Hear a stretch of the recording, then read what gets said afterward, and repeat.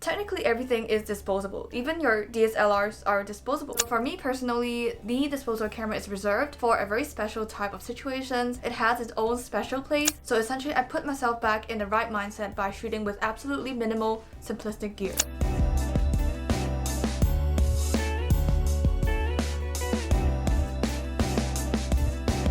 Hello photographer, welcome back to my channel. It's Belinda and this is where we talk all about photography, from inspiration to camera techniques to editing skills so that you could take better photos. Now this video is gonna be about disposable cameras. Disposable cameras for the most part look pretty much like toy cameras, but you can actually do quite a lot of things if you know how and if you know what to use them for. And so this video is gonna be like an overview to disposable cameras in general, but for the purposes of demonstration, I'm going to use this one that I have over here, which is the Lomography Colour Negative Simple-Use camera, typically loaded with the ISO 400 film. So this video is going to tell you how to get the most out of your disposable if you already own one, or guide your purchasing decision if you are thinking of getting one. This is how the video is going to be structured. First of all, we're going to look at how to take pictures, so how to operate this camera. Secondly, if they could take good pictures, I'm going to show you some of the shots that I've made using my disposable, and also the point of view, footages behind the shots. What is the point?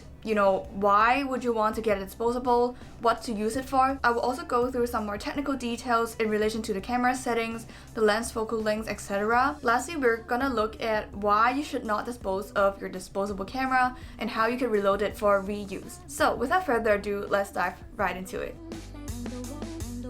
Disposable cameras are pretty much dummy proof, so no pressure, it's really simple to use. So that is the front. Apparently, on the top end of the camera, you will see a frame counter which shows you which frame you're currently on and essentially how many frames you have left. That's the shutter button, which you have to click if you want to take a shot. And there's also a film advancing wheel. That is for you to advance the film to the next frame after every single shot that you've taken. That is pretty much the basic things. A few more points that you want to take note of include the viewfinder. This bit here is the viewfinder, but you might want to keep in mind the fact that the viewfinder does not show you exactly what you're gonna get in frame. Because of the simple design of these cameras, you're gonna see the scene through this window up here, but the exposure is actually happening slightly below that window, so it's happening through the lens. There's no mechanism to match up the field of vision you get from the viewfinder with that from the lens, so just bear that in mind, though I personally do not think that it makes a huge difference. Another pretty much essential feature of disposables is the flash. So it's typically a button that's located on the front side of the camera. The way you use it is that you press it downwards and you hold it until you see that a red light starts appearing, in this case on the top of the camera. I think it depends on the brand of disposable that you own, but the logic should be more or less the same. What's really interesting about this camera specifically is that it comes with color gels, so it allows you to mix and match the color that is coming from the flash, which gives you an overall tint in your images. Really typical lomography. Crazy colors might not be for everyone, but still it's a really fun feature to have on a disposable. So to take a photo, you observe the scene through the viewfinder, and once you're happy with the composition, you press a shutter and then you advance the film by turning the advancing wheel. If you want the flash, you can fire it as well. That's how simple it is to take a photo on a disposable. That is enough talking, I believe, so it's now time for you to see for yourself the type of images, the type of look that you can get from a disposable camera. Now, just like how I always do my film review videos, the shots are made under a variety of lighting conditions so as to give you a holistic view of what you're reasonably going to expect from disposable cameras. This was around afternoon time in a rather enclosed street with some light trickling in.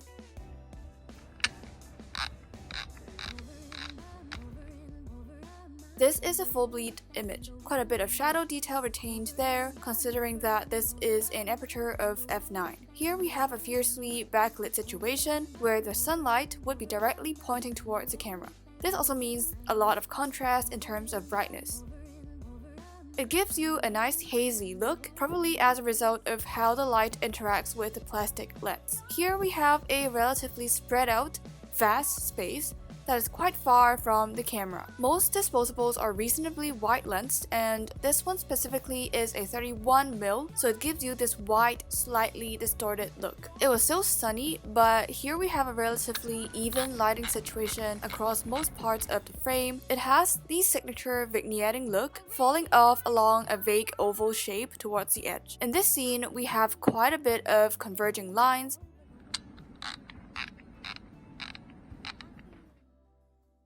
I like how the edge just fades into softness. That's a typical plastic lens look.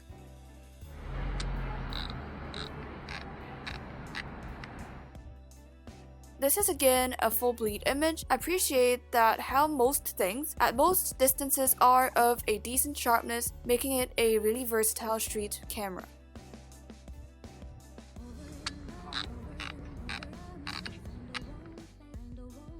The shadows here seem to be slightly struggling, although this is the original photo and I might be able to lift them slightly if I were to. Let's try photographing moving people.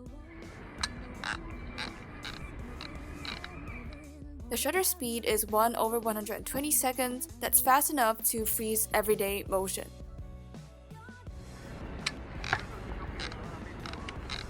It is a cropped image because I noticed some chromatic aberration at the top part where the light pours in from behind the building, and that light creates a hazy patch, which honestly, as I've said, is okay to have once in a while. Here we have harsh late afternoon light.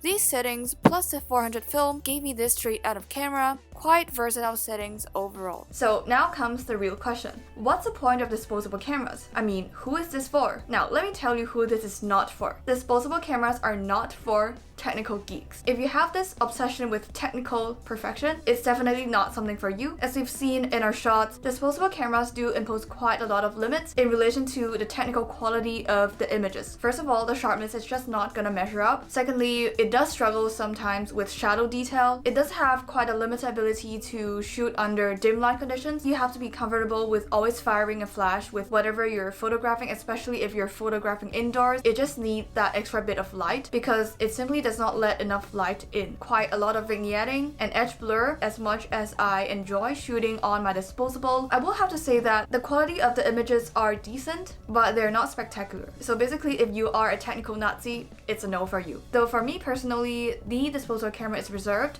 for a very special type of situations. It has its own special place relative to all the other film cameras that I own. Now, first of these situations is when I want to document some really private, intimate moments in my life that involves people around me in their private spaces. It used to be the case that I just let these moments go because I felt that it would be too awkward and it would be too intrusive to point a bulky, proper camera at someone just performing their everyday task. People can start feeling uncomfortable and the situation can get awkward, when in fact that totally defeats the purpose of trying to document that in the first place, because it's supposed to feel cozy, it's supposed to feel comfortable for everyone in that setting. Most of the people around me are not creatives. They're not photographers, not artists. Most people don't see what photographers see. Most scenes and moments don't matter to other people like how they would matter to a photographer. So it can get quite awkward to pull out a camera in the middle of what they think is just mundane, ordinary, everyday episodes in our lives. However, I find it much comfortable to work in an everyday life setting with a disposable camera because, just like what I said in the beginning, it looks like a toy camera to most people. It feels more playful, it feels more lighthearted, and it's just less provocative, let's put it that way. It's less provocative to the people being photographed. Another instance in which I would shoot with a disposable is to adjust myself mentally in relation to photography. Now, running this channel, writing blog, writing articles. Speaking of which, by the way, I created a very useful content piece on my blog about commonly asked questions about disposables that I think are too specific to be addressed here in an overview video like this. There you might find more technical answers to niche questions. I also created a similar guide for film in general. You can find the links in the description box below. Analyzing art theories, doing all these things can sometimes get me a bit wrapped up in all the technical things. I realize I sometimes do take photography too seriously. That is definitely not the most creative place to put myself in. So shooting on the disposable grounds me back on the idea that photography can be really simple. It's never meant to bring anxiety and stress. So essentially I put myself back in the right mindset by shooting with absolutely minimal, simplistic gear. This is probably gonna be the most important message of this entire video. That is, do not dispose of your disposable camera. That sounds kind of paradoxical, but disposable cameras can actually be reused. For example, Lomography does actively encourage its users to reload film after they've shot the first roll. They even sell their disposables with bundles that come with extra rolls of film for you to load into the camera after you've shot the first roll that comes with the disposable. I like the fact that they named this camera Simple-Use instead of disposable, because calling Calling something disposable just does not help. Technically everything is disposable. Even your DSLRs are disposable, strictly speaking. Of course, don't be silly, don't throw away your DSLRs, but the point that I'm trying to make is that these are called disposables because they're made of a less firm material, typically made of plastic, and also the workings of the inner circuit is more primitive as you would expect. That is why they're more prone to breaking. However, if you take good care of it, it certainly does not mean that its life would end just because you shot one roll of film on it. Personally, I've owned this camera for over a year now, and I've changed films around 5 times, I believe, and I've also changed the battery once, and it's still working. It's still taking amazing shots, just as I've showed you, so that is for your reference. To reload your disposable, it's best to place it on a table or a flat surface, especially if you're not familiar with handling film. Firstly, we need to open the plastic box. There's usually a tiny lever on the side which you can pull to release the back cover of the camera. That is what it looks like inside. I've already taken the previous roll out, which would otherwise be sitting inside this rounded dent here on the right. When you turn the wheel towards the right, you're rolling the film towards the right as well. On the left, you have a spool which is going to hold the film in place on the other end. There's a tiny crank which you can lift out of the rewind button below the spool, which is designed to turn the film anti-clockwise towards the left. That's the basic structure of the camera. Now, before we do anything, we set the film counter. I'm setting it to 36 because the film I'm using is the Lomography Colour Negative 400, which comes with 36 exposures.